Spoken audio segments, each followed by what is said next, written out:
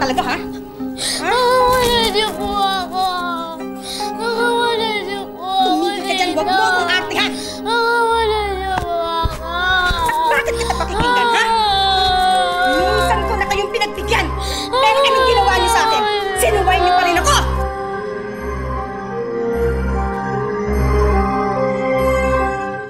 Hinati ko na sa tig-13 mga baraha. 13, simbolo ng kamalasan, tulad ng gusto mong malaman.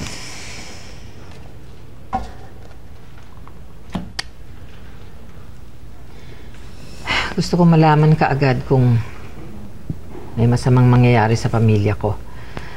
Alam ko hindi pwedeng baguhin ang kapalaran, pero baka pwedeng unahan o iwasan. Oh, sige. Simulan mong buklatin yung mga baraha na sa ibabaw.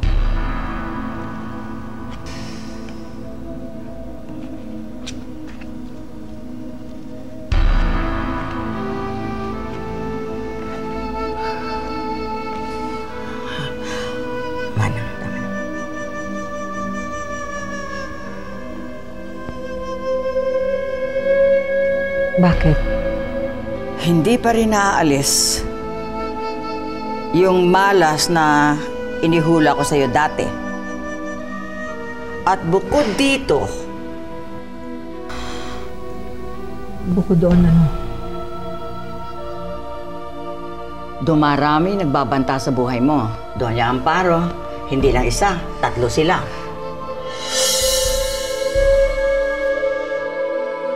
Mukhang alam ko na kung sino ang mga yan.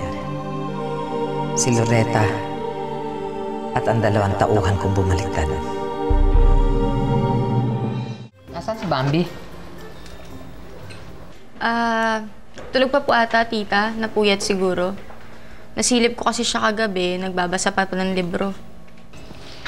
Oh, so, kumusta na ang paghahanap niya kay Princess? Bakit bigla yatang nag-aalala kay Princess at inahanap ninyo? Di ba kayo mismo nagpahinto sa pagpapahanap sa kanya? Apo ko rin naman yun eh. At yun na lang ang natitirang alaala sa anak ko, kay Enrico. Nagpa-print na ako ng flyers na may mukha ni Princess at contact number ko. Baka sakaling may makakita sa kanya.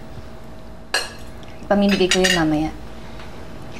Ako din po, nagpa-publish na rin po ako sa diary ng picture ni Princess tungkol sa pagkawala niya. Oh my Lord! Hindi ba kayo nag-iisip? Magkapatid nga kayong 2, pareho kayong bobo. Hindi niyo ba alam na sa ginawa niyong yan, lalo niyong nilalagay sa panganib ang buhay ng apo ko? Aba, pag nakita ng mga tao na de sa Avedra yung hinahanap, edi, imbis na ibalik sa atin yung bata, lalong pagkakainteresan at kidnapin. Umaasa ako na meron pang mabubuting tao dyan na tutulong sa anak ko.